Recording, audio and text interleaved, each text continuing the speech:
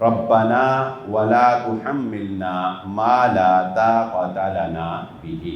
ہم جادو کا شکار، ہم ڈپریشن کا شکار، ہم انزائٹی کے بیمار، ہم بے سکونی کا شکار اپنی ہی غلطیوں اور کمیوں کوتاہیوں کی وجہ سے ہیں۔ کچھ بوجھ ایسے ہیں جو ہم نے بلا وجہ اپنے اوپر ڈالے ہوئے ہیں، دین نے ہم پر نہیں ڈالے۔ مزدور کے اوپر اس کی طاقت سے زیادہ بوجھ ڈال رہے ہیں، ہم ظالم ہیں۔ تو دراصل ہمارا لائف سٹائل ایسا ہے کہ نہ ہمیں خدا ہی ملا نہ وصال صنم۔ کیا مدرسہ، کیا سکول، کیا کالج اور کیا حفظ کی کلاس، سب میں ایک ہی حال ہے۔ ایک استاد کے پاس اگر 15 بچے پڑھانے کی طاقت ہے، ہم کہتے ہیں نہیں تو 30 بچوں کو پڑھا۔ ہماری آج کی گفتگو سورۃ البقرہ کی ان 2 آیات میں سے ایک ٹکڑے پر ہوگی، جو کہ اللہ رب العزت نے فرمایا ربنا ولا تحملنا ما لا طاقت لنا به۔ آپ نے ہمارے پوسٹر میں پڑھا ہوگا کہ ہم نے عنوان رکھا ہے انسان کی طاقت سے زیادہ بوجھ، یا ہماری طاقت سے زیادہ ہمارے اوپر بوجھ۔ اس موضوع پر گفتگو کرنے سے پہلے میں یہ سمجھتا ہوں کہ پہلے ہم ان دونوں آیات کی تھوڑی سی تفسیر جو ہے وہ گوش گزار کریں۔ یہ 2 آیتیں جو میں نے آپ کے سامنے پڑھی ہیں، یہ سورۃ البقرہ کی آخری 2 آیات ہیں، جن کے بارے میں محمد الرسول اللہ صلی اللہ علیہ وآلہ وسلم نے یہ بات ارشاد فرمائی۔ جب آپ صلی اللہ علیہ وآلہ وسلم کو معراج کا سفر کروایا گیا تو نبی صلی اللہ علیہ وسلم کو کچھ تحائف دیے گئے۔ آپ نے فرمایا سدرۃ المنتہا، یعنی بیری کا ایک درخت جو اللہ کے عرش اور 7ویں آسمان کے درمیان میں ایک پوائنٹ ہے۔ جو کچھ بھی اللہ کی طرف سے احکامات نازل ہوتے ہیں وہ سدرۃ المنتہا پہ آ کے رکتے ہیں، ٹھہر جاتے ہیں، وہاں سے پھر آگے وہ فرشتوں کے سپرد کیے جاتے ہیں۔ جو فرشتے یہاں سے لے کر عرش پر اللہ کے سامنے پیش کرنے کے لیے لے کے جاتے ہیں، وہ سدرۃ المنتہا پر جا کے روک دیا جاتا ہے۔ پھر وہاں سے آگے وہ جو بھی نامہ اعمال ہیں یا جو کچھ بھی ہے جو فرشتوں نے اللہ کے سامنے پیش کرنا ہوتا ہے، وہ پھر سدرۃ المنتہا سے آگے اللہ کے سامنے پیش ہوتا ہے۔ ایک مقام ایسا ہے جہاں پر آپ نے معراج کے واقعے میں پڑھا ہوگا کہ حضرت جبرائیل علیہ السلام نے بھی کہا تھا کہ اے محمد صلی اللہ علیہ وسلم ہماری رسائی یہ بس سدرۃ المنتہا تک ہے۔ تو نبی صلی اللہ علیہ وآلہ وسلم نے ارشاد فرمایا وہاں پر پھر جب اللہ کے نبی صلی اللہ علیہ وسلم کو سدرۃ المنتہا سے آگے لے جایا گیا تو آپ نے فرمایا کہ چھوٹے چھوٹے سونے کے چمکتے ہوئے پتنگوں کی طرح کے پرندے تھے جن سے سدرۃ المنتہا کو سجایا گیا تھا۔ تب اللہ رب العزت نے 3 تحفے محمد الرسول اللہ صلی اللہ علیہ وآلہ وسلم کو عنایت فرمائے۔ ایک تحفہ 50 نمازوں کا تھا جو بعد میں 5 نمازوں کی صورت میں امت پر فرض کر دیا گیا۔ دوسرا تحفہ بہت ہی پیارا ہے کہ اللہ کے نبی صلی اللہ علیہ وسلم نے فرمایا اللہ نے مجھے یہ اعلان کر دیا کہ اے محمد صلی اللہ علیہ وآلہ وسلم آپ کی امت میں سے جو بندہ توحید پر قائم ہوگا، میرے ساتھ شرک نہیں کیا ہوگا، میں اس کے باقی گناہوں کو معاف کر دوں گا۔ تیسرا تحفہ اللہ کے نبی صلی اللہ علیہ وسلم نے فرمایا اللہ تعالی نے مجھے سورۃ البقرہ کی یہ آخری 2 آیات کی صورت میں عنایت فرمایا۔ یعنی یہ 2 آیتیں حضرت جبرائیل علیہ السلام نہیں لے کر اترے، بلکہ اللہ نے ڈائریکٹ بطور خاص اللہ کے نبی صلی اللہ علیہ وآلہ وسلم کو یہ عنایت فرمائی۔ اور ایک دوسری روایت میں اللہ کے نبی صلی اللہ علیہ وآلہ وسلم نے فرمایا جو شخص رات کو سونے سے پہلے سورۃ البقرہ کی یہ 2 آیات پڑھ کر سوتا ہے تو یہ دونوں آیتیں اس کے لیے کافی ہو جاتی ہیں، یعنی رات کی عبادت سے بھی کفایت کر جاتی ہیں، رات کو شیطان کے حملے سے بھی بچا لیتی ہیں، اور ہر طرح کے مصائب اور بلاؤں کے حملے سے، ڈراؤنے خوابوں سے جو چیز بچانے والی ہے وہ کیا ہے کہ رات کو سونے سے پہلے یہ سورۃ البقرہ کی 2 آیات پڑھ کے سویا جائے۔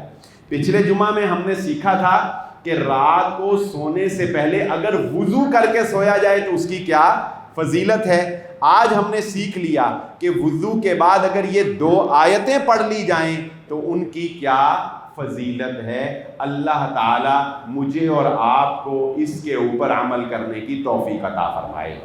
رسول اللہ صلی اللہ علیہ وآلہ وسلم نے ان دونوں آیتوں کی فضیلت بیان کرتے ہوئے یہ بات ارشاد فرمائی کہ یہ آیتیں اللہ تعالیٰ نے زمین و آسمان کو پیدا کرنے سے پہلے 2000 سال پہلے ایک کتاب لکھی۔ اللہ نے 2000 سال پہلے ایک کتاب لکھی، اس کتاب کے خزانوں میں سے جو عرش کے نیچے اللہ رب العزت نے رکھی ہوئی ہے، اللہ نے عرش کے نیچے اس کتاب کے خزانوں میں سے اللہ تعالیٰ نے یہ 2 آیتیں مجھے عنایت فرمائی ہیں۔ اس سے ایک اور بات بھی ہمیں پتہ چلتی ہے، اللہ کے نزدیک خزانے سونا چاندی ہیرے جواہرات نہیں ہیں، اللہ کے نزدیک ہمارے لیے جو خزانہ ہے وہ اللہ کا قرآن ہے، یہ اللہ کا کلام ہے جو اللہ نے ہمیں عنایت فرمایا ہے۔ جس کے پاس یہ قرآن کا خزانہ ہے، جو قرآن سے وابستہ ہے، یقین مانے اس کے پاس دنیا کی سب سے بڑی دولت ہے۔ کاش کہ انسان اس بات کو سمجھ سکے، قرآن سے بڑی برکت کوئی نہیں، قرآن سے بڑا خزانہ کوئی نہیں، قرآن سے بڑی کامیابی کوئی نہیں ہے۔ اس قرآن کو پڑھنا، پڑھانا، یاد کرنا، سیکھنا، سکھانا، آگے پہنچانا اللہ رب العزت کے خزانوں میں سے ایک خزانہ ہے جو اللہ نے اپنے بندوں کو عطا کیا ہے۔ یہی کافی نہیں، محمد الرسول اللہ صلی اللہ علیہ وآلہ وسلم نے ارشاد فرمایا جو بندہ سورۃ البقرہ کی ان دونوں آیات کو 3 دن لگاتار رات کو سونے سے پہلے پڑھ لیتا ہے، اللہ تعالیٰ اس گھر کو شیطان کے حملے سے محفوظ کر دیتا ہے۔ ہم جادو کا شکار، ہم ڈپریشن کا شکار، ہم انزائٹی کے بیمار، ہم بے سکونی کا شکار اپنی ہی غلطیوں اور کمیوں کوتاہیوں کی وجہ سے ہیں۔ جو بندہ ان اعمال کے اوپر عمل کرتا ہے وہ کبھی بھی محروم نہیں رہ سکتا اس عنایت سے جو اللہ رب العزت اپنے بندوں پہ کرتا ہے۔ اسی لیے حضرت علی رضی اللہ تعالیٰ عنہ فرماتے ہیں کہ میں نہیں سمجھتا کہ کوئی مسلمان ایسا بھی ہو سکتا ہے جو رات کو سونے سے پہلے سورۃ البقرہ کی ان آیات کو پڑھ کر نہ سوتا ہو۔ ان آیات 3 آیتیں انہوں نے بتائیں، حضرت علی نے 3 آیتیں بتائیں، فرمایا 3 آیتوں کو پڑھ کے کوئی مسلمان نہ سوتا ہو، میں نہیں سمجھتا کہ ایسا بھی کوئی مسلمان ہو سکتا ہے۔ وہ 3 آیتیں کون سی ہیں؟ ایک اور اضافہ کر لیں، ایک حضرت علی رضی اللہ تعالیٰ عنہ فرماتے ہیں سورۃ البقرہ کی یہ 2 آیات، سورۃ البقرہ کی یہ 2 آیات اور تیسری آیت کا اضافہ کر لیں آیت الکرسی۔ رات کو سونے سے پہلے ہر مسلمان کا یہ عمل ہونا چاہیے کہ وہ وضو کر کے سوئے، آیت الکرسی پڑھ کے سوئے اور سورۃ البقرہ کی یہ 2 آیات پڑھ کے سوئے، اور تیسری بھی ایڈ کر لیں، ہمارے موضوع سے اگرچہ متعلق نہیں لیکن بات آئی ہے تو یہ بھی اللہ کے نبی صلی اللہ علیہ وسلم کی سنت مبارکہ ہے کہ رات کو سونے سے پہلے سورۃ الملک کی تلاوت کر کے سویا جائے۔ سورۃ الملک کی تلاوت کرنے کا کیا فائدہ ہوگا؟ آیت الکرسی اور یہ 2 آیتیں آپ کو دنیا میں شیطان کے حملوں سے بچائیں گی، رات آپ کی عبادت میں لکھی جائے گی، اور اگر آپ سورۃ الملک پڑھ لیتے ہیں تو حضرت عبداللہ بن مسعود رضی اللہ تعالیٰ عنہ کی روایت کے مطابق سورۃ الملک قبر میں اللہ رب العزت کے عذاب سے آپ کو بچا لے گی، قبر میں سفارشی بن جائے گی، قبر کی تنگی اور مشکل میں سورۃ الملک روشنی بن کے اللہ رب العزت کے ہاں آپ کو مقام دلوائے گی۔ اللہ رب العزت مجھے اور آپ کو اس پر عمل کرنے کی توفیق عطا فرمائے۔ ایک آخری فضیلت اس حدیث کی، اس آیات کی سن لیتے ہیں، پھر ہم اپنے موضوع کی طرف آتے ہیں۔ ان آیات کا ایک خاصہ یہ بھی ہے کہ ان کو مقبولیت حاصل ہے، اس دعا کو قبولیت حاصل ہے۔ کیا مطلب یہ کہ کچھ دعائیں ہوتی ہیں کہ ہم کہتے ہیں کہ یہ اللہ کرے میری یہ دعا قبول ہو جائے، اللہ کرے میری یہ دعا قبول ہو جائے۔ ان آیات کے بارے میں صحیح مسلم کی روایت ہے کہ رسول اللہ صلی اللہ علیہ وآلہ وسلم نے فرمایا، جب بندہ اللہ سے یہ آیات پڑھ کے دعا کرتا ہے تو اللہ تعالیٰ اس کا جواب دیتے ہوئے کہتے ہیں، اے بندے میں نے تیری دعا قبول کر لی ہے۔ یعنی یوں سمجھیں کہ جب میں نے کہا ربنا لا تؤاخذنا ان نسینا او اخطأنا، اے اللہ اگر میں بھول کر یا جانتے ہوئے کوئی خطا کر لوں تو میری پکڑ نہ کرنا۔ اللہ نے کہا اے بندے میں نے تیری یہ دعا قبول کر لی ہے۔ میں نے کہا ربنا ولا تحمل علینا اصرا کما حملتہ علی الذین من قبلنا، اے اللہ مجھ پر وہ بوجھ نہ ڈالنا جو مجھ سے پہلی قوموں کے اوپر، ہم پر وہ بوجھ نہ ڈالنا جو ہم سے پہلی قوموں پر ڈالا۔ اللہ نے کہا میں نے آپ کی یہ دعا قبول کر لی۔ پھر فرمایا ربنا ولا تحملنا ما لا طاقت لنا به، یہ ہمارے آج کے موضوع سے متعلق ہے۔ انہی آیات میں یہ بہت پیاری دعا ہے جو اللہ تعالیٰ نے محمد الرسول اللہ صلی اللہ علیہ وآلہ وسلم کو بطور تحفہ ڈائریکٹ عنایت فرمائی، اور پھر اس کو یہ بھی شرف بخش دیا کہ جب جب تم یہ دعا مانگو گے تو سمجھ لینا کہ تمہاری یہ دعا قبول ہو چکی ہے۔ اب ہم نے اللہ سے کیا دعا مانگنی ہے؟ اے ہمارے رب ہم پر وہ بوجھ نہ ڈالنا جس کو اٹھانے کی طاقت ہم میں نہیں ہے۔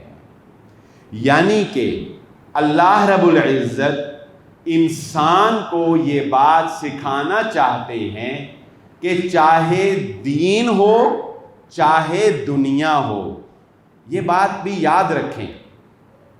ربنا ہم دعا کرتے ہیں ربنا آتینا فی الدنیا حسنہ وفی الآخرۃ حسنہ، اے ہمارے رب ہمیں عطا کر، ربنا آتینا فی الدنیا حسنہ، دنیا میں بھی بھلائیاں عطا کر، وفی الآخرۃ حسنہ اور آخرت میں بھی بھلائیاں عطا کر۔ اس کا ایک معنی ہم یہ سمجھتے ہیں، یہ بھی اپنی جگہ درست ہے، اس کا ایک معنی ہم یہ سمجھ لیتے ہیں کہ اللہ مجھے دنیا میں بھی گاڑیاں، مکان، دولت، شہرت، طاقت دنیا میں بھی عطا کر اور آخرت میں بھی عطا کر۔ یہی معنی سمجھتے ہیں نا ہم عام طور پہ، کہ ہم کہتے ہیں یار دیکھو پہلے دنیا مانگی ہے اللہ نے کہا پہلے دنیا مانگو، ربنا آتینا فی الدنیا حسنہ، وَفِي الْآخِرَةِ حَسَنَةً، پھر اللہ نے کہا آخرت مانگو. اس کا ایک اصل اور حقیقی مفہوم سمجھ لیں. بلا شبہ دنیا کی نعمتیں بھی اللہ سے ہی مانگنی ہیں، لیکن اس کا اصل مفہوم پتہ ہے کیا ہے؟ دنیا حسنہ کب ہوتی ہے؟ کوٹھی بنگلے مکانوں سے نہیں، شہرت اور دولت سے نہیں، طاقت سے نہیں. دنیا تب حسنہ بنتی ہے جب دنیا ایسی گزرے کہ اس دنیا کی وجہ سے آخرت حسنہ بن جائے. اب بات سمجھیں، جن کے پاس دولت شہرت نہیں تھی، طاقت نہیں تھی، کیا ان کی دنیا حسنہ نہیں تھی؟ بتائیں. اور ربنا آتنا فی الدنیا حسنہ کا مطلب صرف یہ نہ نکالا کرو کہ اللہ دنیا دے، دولت دے، شہرت دے اور پھر آخرت بھی دے. نہیں، مانگو اللہ سے دنیا کی نعمتیں بھی، لیکن ربنا آتنا فی الدنیا حسنہ کا مطلب یہ ہے اے اللہ مجھے ایسی دنیا عطا کر، ایسی زندگی گزاروں کہ اس زندگی سے آخرت بن جائے. بھئی اگر آخرت ہی نہ بنے، کافروں کے پاس بھی تو دولت شہرت طاقت ہے نا، تو کیا حسنہ ہے؟ کیا آپ ان کی دنیا کو حسنہ کہیں گے؟ وہ تو آخرت کی بربادی کیے بیٹھے ہیں. تو اس بات کو بھی ذہن نشین رکھیں، اللہ رب العزت سے دنیا میں بھی ہم نے خیر خواہی مانگنی ہے، لیکن دنیا کی خیر خواہی، دنیا کی بھلائی یہ ہے کہ دنیا ایسے پیٹرن پہ گزرے کہ اس دنیا کی وجہ سے ہمیں آخرت مل جائے. تو جب فرمایا نا ربنا ولا تحملنا ما لا طاقت لنا به، تو ہم نے اللہ سے یہ دعا کی کہ اے اللہ ہم پر دنیاوی بوجھ بھی ایسا نہ ڈالنا کہ ہم اس تلے دب جائیں کہ اس بوجھ کی وجہ سے ہماری دنیا بھی خراب ہو جائے اور ہماری آخرت بھی خراب ہو جائے. اور ہم پر دینی اعتبار سے بھی ایسا بوجھ نہ ڈالنا کہ جس کو اٹھانے کی طاقت ہمارے اندر نہ ہو، جس بھار کو ہم اٹھا نہ سکیں. ہمارا دین بھی ہمیں یہی سکھاتا ہے. کچھ بوجھ ایسے ہیں جو ہم نے بلا وجہ اپنے اوپر ڈالے ہوئے ہیں، دین نے ہم پر نہیں ڈالے. اور ہمارا دین کہتا ہے عبادت ہو اللہ کی، اس میں بھی اپنے اوپر اضافی بوجھ نہ ڈالو. نبی صلی اللہ علیہ وآلہ وسلم مسجد النبوی میں تشریف لائے، ایک ستون کے ساتھ ایک رسی بندھی ہوئی دیکھی. صحابہ سے پوچھا یہ رسی کیوں باندھی گئی ہے؟ صحابہ نے کہا آپ کی زوجہ محترمہ رات کو عبادت فرماتی ہیں، رمضان کی بات ہے، رات کو عبادت فرماتی ہیں، عبادت کرتے ہوئے جب تھک جاتی ہیں رسی کو پکڑ کر اپنی عبادت جاری رکھتی ہیں. اللہ کے نبی صلی اللہ علیہ وسلم نے فرمایا رسی اتار دو، جب تک خوش طبی سے عبادت کی جاتی ہے کرو، جب تھک جاؤ تو سو جاؤ، تمہارا سونا بھی اللہ نے عبادت میں لکھ دیا ہوگا. دین یہ نہیں کہتا کہ خاندان کی وجہ سے، معاشرے کی وجہ سے، اپنے ارد گرد کے ماحول کی وجہ سے دین میں اپنے اوپر وہ بوجھ لاد لو جو اٹھانے کی تم میں طاقت نہیں. یہ ختم، یہ 40ویں، یہ کل، میں یقین سے یہ بات کہہ سکتا ہوں سینکڑوں میرے بھائی ایسے ہیں جو ان رسومات کو، ان بدعات کو، ان خرافات کو دل سے صحیح نہیں سمجھتے، اس لیے کہ یہ محمد الرسول اللہ صلی اللہ علیہ وآلہ وسلم کی سنت نہیں ہے، یہ آپ کا سکھایا ہوا طریقہ نہیں ہے. بہت سے ایسے لوگ ہماری شادی بیاہ کی تقریبات کی رسومات اور پتہ نہیں کیا کچھ ہے، لیکن ہم لوگوں نے یہ بوجھ اپنے اوپر خود ڈالے ہوئے ہیں، یہ بوجھ ہمارے اپنے اوپر لادے ہوئے ہیں.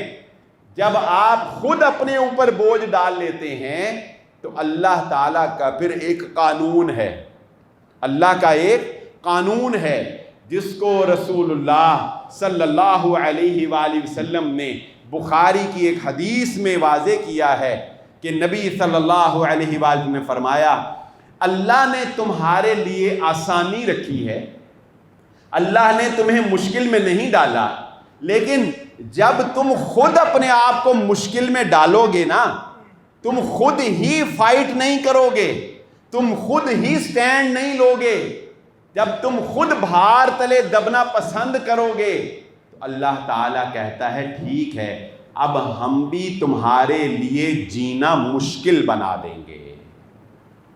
آپ مجھے ایمانداری سے بتائیے، کیا ہم نے خود اپنے لیے جینا مشکل نہیں کیا ہوا ہے؟ ہماری فیکٹریوں میں جا کر دیکھیں، مزدور کے اوپر اس کی طاقت سے زیادہ بوجھ ڈال رہے ہیں ہم، ظالم ہیں۔ 12 گھنٹے ڈیوٹی لے رہے ہیں، 12 گھنٹے ڈیوٹی کا مطلب ہے 14 گھنٹے ایک بندے کے آپ لے رہے ہیں۔ مجھے بتائیے 14 گھنٹے کام کرنے والا بندہ کیا اپنی صحت کو بحال رکھ سکتا ہے؟ کیا اپنے بیوی بچوں کو وقت دے سکتا ہے؟ کیا وہ نماز کو وقت دے سکتا ہے؟ وہ ایک بات یاد آ گئی، ویسے ہی چلو آپ کو تھوڑا درمیان میں ریلیکس بھی کر دیتا ہوں نا۔ وہ ایک غیر مسلم تھا نا، وہ سردیوں میں مسلمان ہو گیا، اس کو صبح صبح اٹھایا، اس کو کہا چل بھئی فجر دی نماز پڑھی، اس نے کہا چلو جی فجر پڑھی، فجر پڑھ کے آئے، ناشتہ نشتہ کیا، کام پہ چلا گیا۔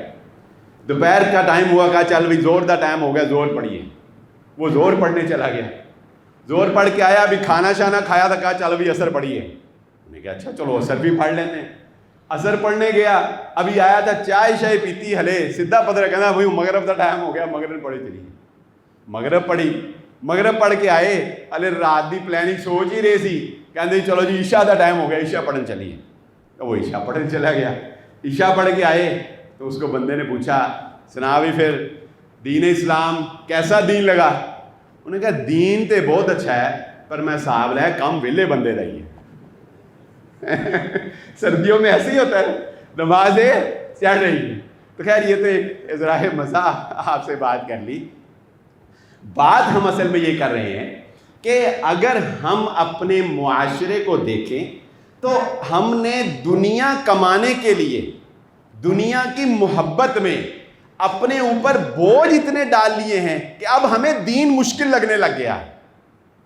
14 گھنٹے ڈیوٹی کرنے والے کو نماز مشکل لگے گی، جس بندے نے رات کو 12 بجے سونا، 1 بجے سونا اور پھر قیلولہ بھی نہیں اس کو وقت ملنا، اس کو مجھے بتاؤ فجر کی نماز آسان لگے گی؟ تو دراصل ہمارا لائف سٹائل ایسا ہے کہ نہ ہمیں خدا ہی ملا نہ وصال صنم، نہ ہم دین کے رہے نہ ہم دنیا کے رہے، نہ ہم سے نمازیں پوری پڑھی جاتی ہیں اور نہ ہم سے دنیا پوری کمائی گئی، دنیا میں بھی ہم رسوا ہو رہے ہیں، کام کر کر کے تھک گئے ہیں۔ محمد الرسول اللہ صلی اللہ علیہ وآلہ وسلم نے ارشاد فرمایا، اللہ کے نبی صلی اللہ علیہ وسلم نے کیا فرمایا؟ جس کو اللہ رب العزت نے کسی فرم کا کہہ لیں، کسی ادارے کا کہہ لیں یا کسی کمپنی کا یا کسی بھی لوگوں کا ذمہ دار بنایا، جس کو اللہ نے کسی بھی افراد کا ذمہ دار بنایا، اگر اس نے ان لوگوں کے اوپر بیجا سختی کی، اللہ رب العزت بھی اس کے اوپر سختی کر دے گا، اس کی اپنی زندگی بھی بے سکون ہو جائے گی۔ وہ مینیجر جو اپنے ملازموں پہ سختی کرے گا، بیجا سختی کی بات کر رہا ہوں، ان کو بلا وجہ کام ڈالے گا ان کے اوپر، ان کو لیٹ چھٹی کرنے میں مزہ آئے گا اس کو، اس کی اپنی زندگی بھی کوئی پرسکون نہیں رہے گی۔ اور جو بندہ رسول اللہ صلی اللہ علیہ وسلم نے فرمایا ذمہ دار بنایا گیا اور اس نے اپنے ماتحت لوگوں کے اوپر نرمی کی، اللہ رب العزت اس کی زندگی کو بھی نرم کر دے گا، اس کی اپنی زندگی بھی آسان ہو جائے گی۔ افسوس کہ ہم مجبور ہو جاتے ہیں ایسے موقع پہ آ کے غیر مسلموں کی مثال دینے کے اوپر کہ وہ ایمان کی طاقت سے تو بے بہرا ہیں، اور بلا شبہ یہ طاقت اور یہ قوت اور یہ دولت بہت بڑی دولت ہے، ایمان کی دولت، لیکن ان لوگوں نے کم از کم اپنے اوپر وہ بوجھ نہیں ڈالے کہ جنہوں نے ان کو دبا دیا۔ اب آئیے ہم اپنے معاشرے کے ان بوجھوں کا، ان بھاری بھرکم بوجھوں کا موازنہ کرتے ہیں جو ہم نے خود اپنے اوپر ڈالے ہوئے ہیں۔ زیادہ سے زیادہ دولت کمانے کی دھن، جلد سے جلد امیر ہو جانے کی لگن، مقابلہ بازی کا شوق۔ آپ مجھے بتائیے ہمارے گھروں کے اندر کیا خواتین کے اوپر ان کی طاقت سے زیادہ کام لے کر ان کے اوپر بوجھ ڈالا جاتا ہے کہ نہیں ڈالا جاتا ہے؟ ایک ہی بہو کو پیسا جاتا ہے کہ نہیں پیسا جاتا ہے؟ آپ ان سے ان کی استطاعت سے زیادہ کام لیتے ہیں تو بتائیے آپ کو زندگی میں سکون کیسے مل سکتا ہے؟ سارے بے سکون ہو جائیں گے۔ جب آپ کسی دوسرے پر ظلم کریں گے، کسی دوسرے پر اس کی طاقت سے زیادہ بوجھ ڈالیں گے، تو یہ مت سمجھے کہ آپ کو سکون ہوگا، آپ بھی بے سکون، وہ متحد بھی بے سکون، سارا گھر بے سکونی کا شکار ہو جائے گا۔ رسول اللہ صلی اللہ علیہ وآلہ وسلم نے ارشاد فرمایا، اول تو آپ صلی اللہ علیہ وسلم نے فرمایا یہ کسی بہو بیٹی کی مثال نہیں ہو رہی، یہ مثال غلام کی ہے، ملازم کی ہے، لیکن چونکہ ہم نے گھروں میں بہوؤں کو، بیٹیوں کو غلام ہی سمجھا ہوا ہے، اور ہم یہی چاہتے ہیں کہ وہ غلاموں کی طرح ہماری خدمت کریں۔ محمد الرسول اللہ صلی اللہ علیہ وسلم نے فرمایا کسی غلام کو اس کی طاقت سے زیادہ کام نہ کہنا۔ ہم کہتے ہیں ہمارے سامنے ہمارا ملازم ہے وہ ریلیکس ہو جائے، اسے آرام مل جائے، نہیں نہیں نہیں نہیں نہیں، آرام تو دینا ہی نہیں، خراب ہو جائے گا، یہ ایسے ہو جائے گا، یہ ویسے ہو جائے گا۔ آپ نے کیا فرمایا؟ کسی غلام کو اس کی طاقت سے زیادہ بوجھ اس پہ نہ ڈالنا، اور اگر اس کی طاقت سے زیادہ کبھی کام کروانا پڑ ہی جاتا ہے، اگر کبھی کام کروانا پڑ جائے تو خود ساتھ لگ کے، ہاتھ لگوا کے خود بھی اس کے ساتھ کام کرنا، تاکہ اس کا بوجھ جو ہے وہ ڈیوائیڈ ہو جائے، اس کا بوجھ بٹ جائے۔ ہمارے ہاں جو افسر شاہی مزاج ہے، بتاؤ یہ ممکن ہے؟ یہ ممکن ہے کہ کوئی مالک، یہ ممکن ہے کہ کوئی آقا، کوئی آنر وہ خود بھی کام کرے؟ کوئی گھر کا سربراہ، کوئی ساس خود بھی بہو کا ہاتھ بٹا دے؟ یہ ممکن ہے؟ نہیں۔ ہمارے معاشرے کو اس طرح سے بوجھ تلے دبا دیا گیا ہے کہ ہم سب اپنی دین میں بھی اور اپنی دنیا میں بھی اپنی ضرورت سے زیادہ بوجھ اپنے اوپر ڈالے ہوئے ہیں، جبکہ قرآن تو یہ کہتا ہے کہ جو ضرورت سے زیادہ، قل العفو، جو ضرورت سے زیادہ مال ہونا اسے بھی اللہ کے راستے میں صدقہ کر دیا کرو۔ یہ قرآن مجید جمع کرنے سے منع نہیں کیا، لیکن ایک درجہ تقوی کا، ایک درجہ پرہیزگاری کا یہ بھی ہے کہ اسلام ہمیں یہ کہتا ہے کہ اتنا کو جمع کرو جتنی کو ضرورت پوری ہوتی ہے، لیکن اس سے زیادہ جو ہو اسے اللہ کے راستے میں صدقہ کر دیا کرو، تاکہ دوسرے معاشرے کا بوجھ جو ہے وہ کم ہو، دوسروں کا بوجھ ہلکا ہو۔ یہ ہمارا دین ہمیں سکھاتا ہے۔ ہم نے اگر اپنے معاشرے کا مشاہدہ کیا تو ہمیں تو یہاں تک خرابی نظر آئی کہ ہم نے تو پیدا ہونے والے بچے کو بھی سکول میں اتنا بوجھ ڈال دیا کہ وہ بیچارہ پڑھتے پڑھتے تربیت بھول گیا، صرف رٹے کے نام پہ ڈگریاں حاصل کر کے معاشرے کا حصہ بن گیا۔ آپ مجھے بتائیں، یہ کرپشن کرنے والے، رشوت لینے والے بڑے بڑے لوگ، بڑے بڑے فراڈ کرنے والے، کیا یہ جاہل ہوتے ہیں یا پڑھے لکھے ہوتے ہیں؟ ہر شعبے میں، ڈاکٹرز میں ڈاکو ڈاکٹر جو ہیں وہ کیا پڑھے لکھے نہیں ہوتے؟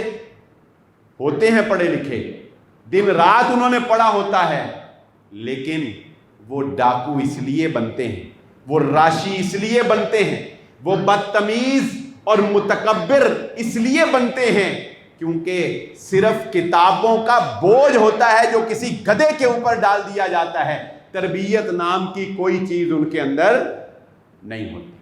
ہم نے وہ بوجھ ڈالا جس نے ہماری کمر توڑی، مگر ہم نے تربیت نہیں کی۔ اس کو آپ معاشرے کے کسی بھی فیکٹر کے اوپر اپلائی کر کے دیکھ لیں۔ اور ہم تو موٹر سائیکل جو ہے نا، موٹر سائیکل، اس کی بنانے والی کمپنی بھی کہتی ہے کہ یہ 2 آدمیوں کا بوجھ برداشت کر سکتی ہے، اس سے زیادہ نہیں۔ ہم اس پر بھی 3-3 4-4 بٹھا کے فخر سمجھتے ہیں۔ بتاؤ، گدھے ہے نا، گدھا، اللہ نے گدھے کو کام کرنے کے لیے بنایا ہے، بنایا ہی ایسے ہے کہ وہ انسانوں کا کام آئے، انسانوں کا بوجھ اٹھائے، لیکن ہم گدھے کے اوپر بھی یہ لمبے لمبے سریے ڈال کے، اس کی طاقت سے زیادہ وزن ڈال کے، بتاؤ اس کو مار مار کے چلاتے ہیں کہ نہیں چلاتے ہیں؟ چلاتے ہیں نا۔ اور اس زیادہ بوجھ نے سینکڑوں لوگوں کی جانیں لی ہیں کہ نہیں لی ہیں؟ نہیں یقین آتا تو یہ توڑی اور گنے کی ٹرالیوں کو دیکھا کرو، کیا یہ اس کی طاقت سے زیادہ بوجھ نہیں ہے؟ اس سواری کو جتنی کیپیسٹی کے لیے بنایا گیا اس سے زیادہ بوجھ ڈالا۔ پچھلے سال کا واقعہ، ہمارے دوست عدیل بھائی، 5 جانیں اس گنے کی ٹرالی کی وجہ سے ضائع ہوئی کہ نہیں ہوئی؟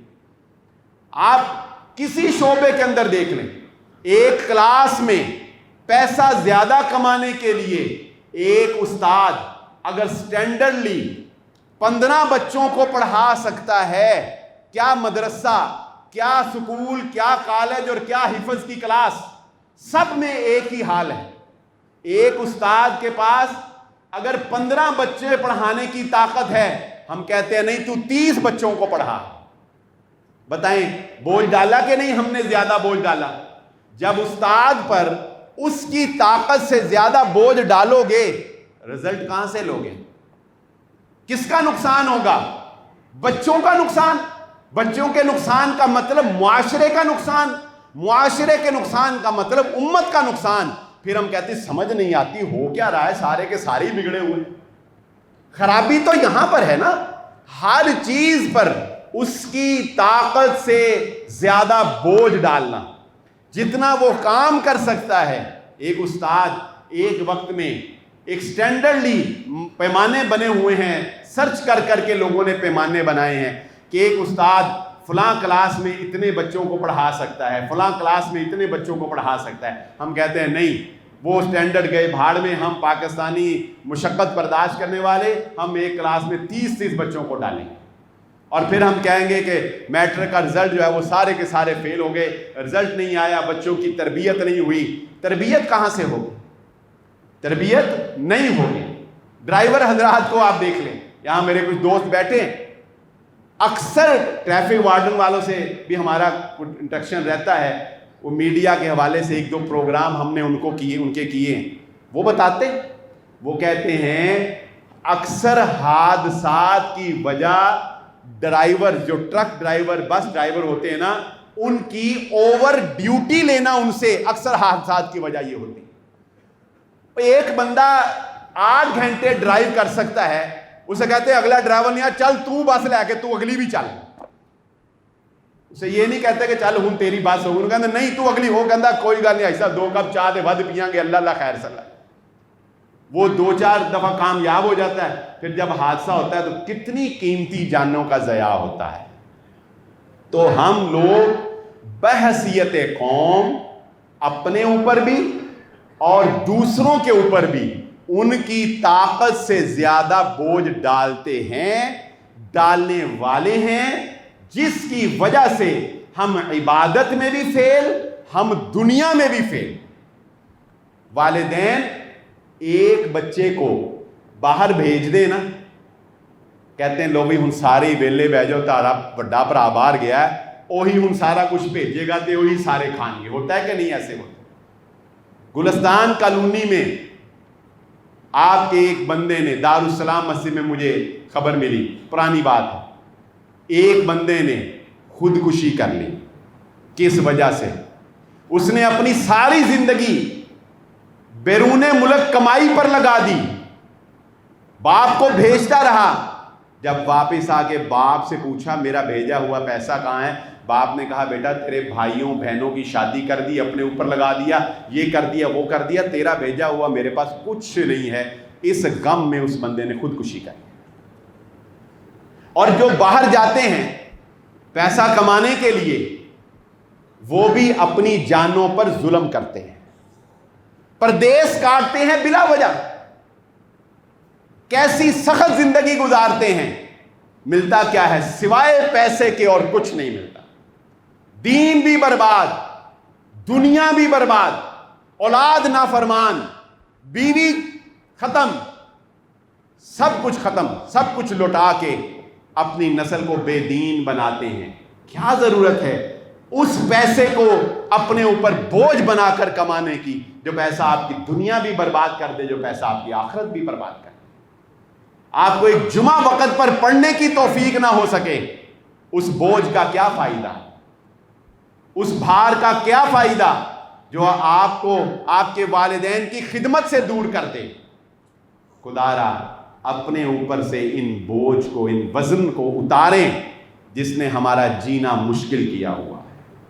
अल्लाह रब्बुल इज़्ज़त से दुआ है अल्लाह ताला मुझे और आपको जो कहा और जो सुना समझने की और अमल करने की तौफीक अता फरमाए।